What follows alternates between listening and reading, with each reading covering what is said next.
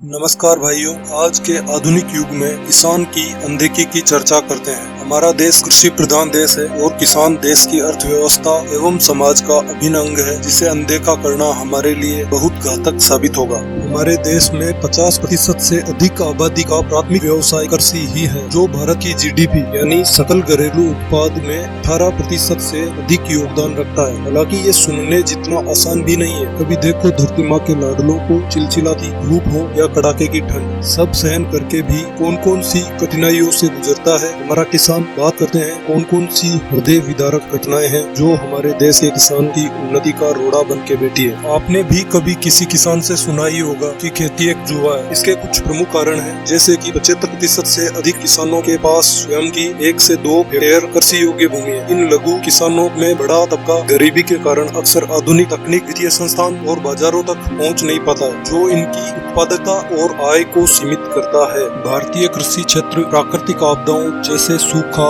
बाढ़, ओलावृष्टि, अतिवृष्टि के प्रति भी संवेदनशील है। भारत के कई हिस्सों में सूखा और फसल की विफलता एक आम बात है, खासकर उन क्षेत्रों में जहां कृषि की सिंचाई वर्षा पर निर्भर होती है, जिसके चलते जब फसल खराब हो जाती है तो न केवल मेहनत बल्कि किसान की आजीविका, जो संबंधित किसान ने फसल बोने और उस फसल की परवरिश में लगाई, वो भी फसल के साथ डूब या सूख जाती है। सरकारी तंत्र की नाकामियां जैसे सब्सिडी या फसल खराबे की राशि के भुगतान में देरी एवं कभी कभार तो सरकार मुआवजे के नाम पर कृषकों का मजाक बना देती है, जैसे कि किसान की लागत मूल्य से भी कम मुआवजे तय करना। किसान का सरकारी संस्थान जो किसानों के लिए बने हैं, उनकी प्रक्रिया जटिल होना भी किसानों के लिए वित्तीय कठिनाइयों का कारण बनता है। जैसा कि पूर्व अमेरिकी राष्ट्रपति जॉन एफ कैनेडी ने एक बार टिप्पणी की थी, किसान हमारी अर्थव्यवस्था में एकमात्र आदमी है जो खुदरा क्षेत्र में सब कुछ खरीदता है और अपना सब कुछ थोक के भाव बेचता है। दोनों ही तरफ माल ढुलाई के पैसे भी खुद ही वहन करता है।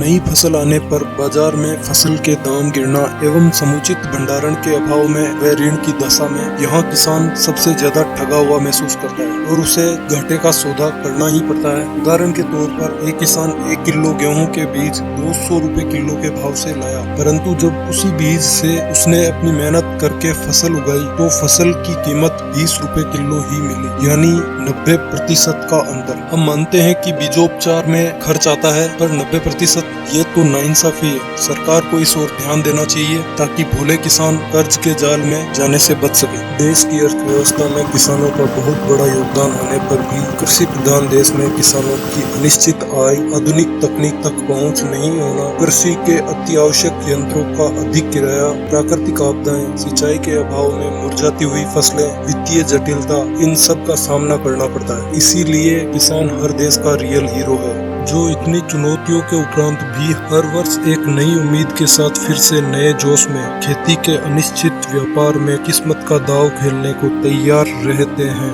भारतीय किसानों का धैर्य, मेहनत और उनकी उम्मीद का कोई जवाब नहीं। आज हम सब किसानों पर निर्भर हैं, पर उनकी इन परेशानियों को अनदेखा करना गलत बात है। जय जवान, जय किसान, जय विज्ञान, ये नारा अटल बिहारी वाजपेयी जी ने दिया था, जिनका उद्देश्य साफ था कि वैज्ञानिक तकनीकों के माध्यम से भारतीय जवान और किसान को मजबूत बनाना। किसानों ने हमारे लिए बहुत कुछ किया है, हम उनके लिए क्या कर सकते हैं, ये सोचने योग्य बात है। हम पूरी कोशिश करेंगे सरकार द्वारा चलाई गई योजनाओं की विस्तृत जानकारी किसानों तक पहुंचाएं एवं विश्व के कृषि में अग्रणी किसानों द्वारा काम में ली जाने वाली उन्नत तकनीकों का विश्लेषण समय समय पर हमारे देश के किसान तक पहुंचाने की पूर्ण कोशिश करेंगे। अगर आपको हमारे द्वारा दी गई जानकारी अच्छी लगी है तो वीडियो को लाइक करें, चैनल को सब्सक्राइब करें। समृद्ध होगा हमारा किसान, तभी तो देश बनेगा महान। जय हिंद, जय भारत।